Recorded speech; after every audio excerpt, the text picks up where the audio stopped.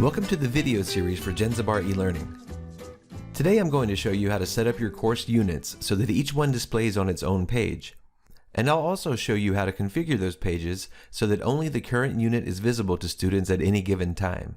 The intended audience for this video is faculty members. So here we are in the course organizer for my World Literature course, and as you can see, I've already set up several units. Depending on how you organize your course, you may also refer to units as modules or weeks. Since I'm setting up a unit for each week of my course, I'm calling them weeks. I'm going to add one more unit by clicking the plus sign. I'll give it a name and a date range.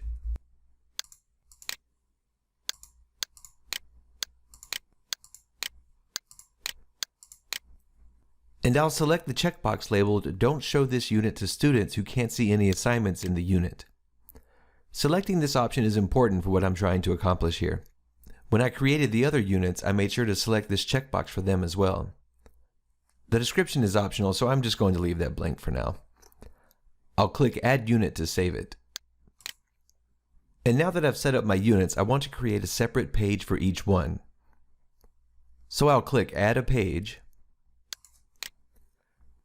and I'll name it Week 1, which is the same name I gave to my first unit. Now I have to select a feature to add to the page. I can add more features later, but for now I'll select the Bookmarks feature. And here's my new page. In the sidebar you see a link to it. Now I can add other features to the page. I'll click the wrench icon and select Options from the admin bar. Select Add a New Feature to this page, and then I'll select Handouts. Now I have bookmarks and handouts on my page. The idea is to add whatever features you need for that particular unit. For example, you could add the Freeform Content feature if you want to display static text or images on the page. One thing I want to add is that you'll probably want to rename the first feature you put on the page. When you add additional features, the first one you added will take on the same name as the page. For example, here you see that the Bookmarks feature is called Week 1 on my page. So I'll select it and rename it to Bookmarks.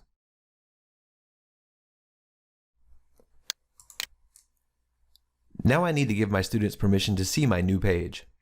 So I'll return to the page, click the wrench icon, and select Access. Then I'll select the student's role and set the toggle to Visible. When you do this, you'll see a few more options appear that allow you to further refine your students' permissions on this page. When I click the list box above the toggle, I see several values, the default being Always Show This Page. The other options in this list allow you to tie the visibility of this page to the visibility of a particular unit. Any units that you have created will appear in this list. If I select only when they can see Week 1, then students will be able to see this page only when the Week 1 unit is visible to them. So I'm going to select that and return to the Week 1 page. I'll have to do the same for the other units. I'll create a page for each and then configure the page to be visible only when its corresponding unit is visible.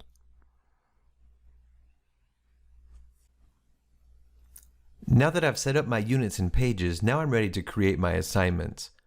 I won't go into a lot of detail on how to do that because that's a subject for another video, but I do want to point out a few important things.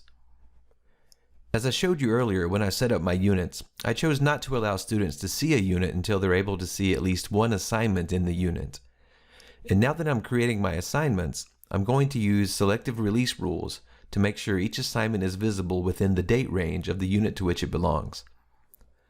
For example, for this assignment that I'm creating in the Week 1 unit, I'm going to set up a rule that will open the assignment on March 18th, which is the first day of class for that unit.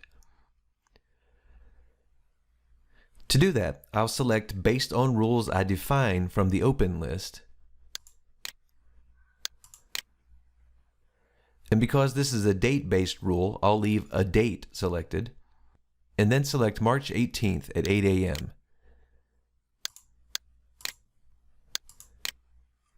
There's also an option to display an assignment to students before it's open, but I'm not going to select that. I'll also set the due date to fall within the date range of the unit.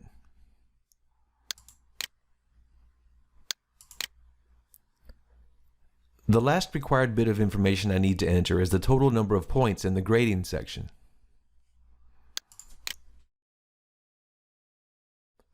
And then I'll save this assignment.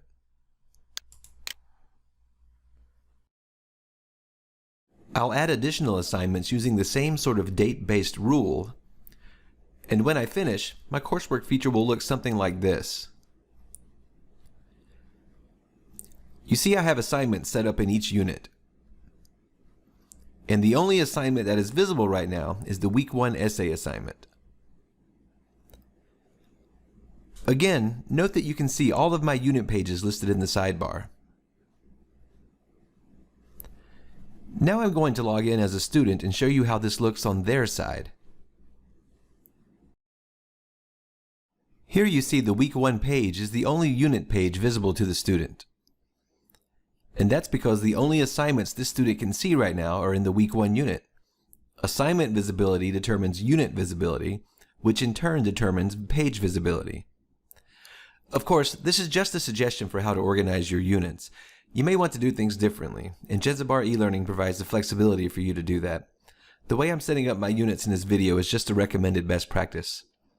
And that concludes our video. Thank you for watching.